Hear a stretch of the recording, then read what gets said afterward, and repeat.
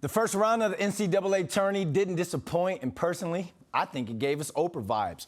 You getting upset. You getting upset. And look, all of our brackets are busted early again, so let's bring in Tim Murray, who's the host of VSiN Primetime, and maybe, just maybe, he can make sense of this year's bracketology.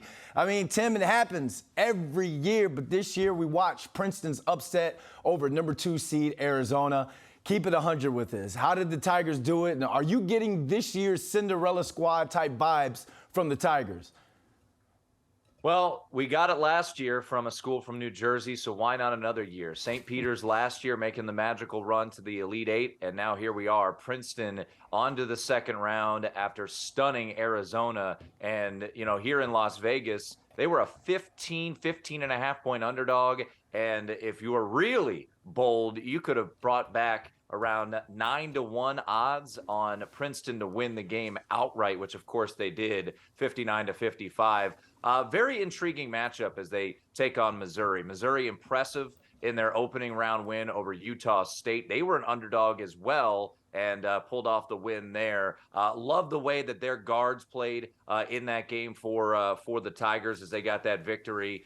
Kobe Brown was just phenomenal there for Missouri. So I think what we're ultimately going to see for the Tigers is a lot of pressure coming their way against their guards. That's what we saw in game number 1 from Missouri against Utah State, made the Utah State team feel very uncomfortable, and a Utah State team that is rather prolific from beyond the arc, shot just 4 of 24. And I'll say this, for the Princeton vibes and for them to keep this Cinderella run going, they went 4 of 25 from 3 against Arizona and still found a way to beat the Wildcats. Now, it helped that Arizona didn't score the final 4 minutes and 45 seconds, but as a 6.5 point underdog, hey, why not another school from New Jersey making a magical run? Jers, and another thing that's impressive is not one player on Princeton's team has an athletic scholarship. The conference doesn't, the Ivy League does not do athletic scholarships. So that's huge that they were able to get that win. Let's talk about another big upset on the day. Furman came back to beat Virginia in the final seconds. I'm a Charlottesville native, and I've got family ties to UVA athletics. So every Cavalier fan out there is feeling deja vu all over again. Did Furman win that game, or did UVA just give it away again?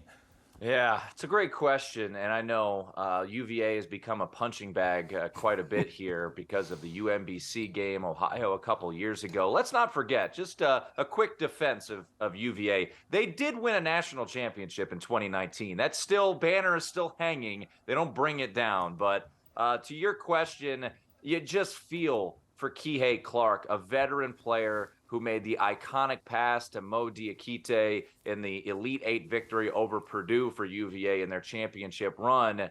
You just wonder what he was thinking. I mean, Brandon, you're an athlete. You get into a moment, and I don't know what happens. He just threw it up for grabs, and Furman was able to grab it and run with it. So I'm going to give the Paladins some credit, though. I mean, they were down the majority of this game. UVA ran into a little bit of a rut, but the Paladins did what upset and Cinderellas do. They just kept fighting, kept hanging around, and that's why you always hear the old adage, the longer an underdog hangs around, the longer they have a chance to pull the upset, and they pulled it off there. But, the steal was one thing, but the shot was absolute onion. So let's give some credit to the Paladins for making the big shot at the right time. That was a big boy shot. And the post-game interview with the kid, I forget his name, but he was talking with confidence like he'd been in the gym all summer. And I just want to apologize to everybody at the Crunch Fitness because I just jumped up and yelled in the middle of a workout when I saw him hit that shot. So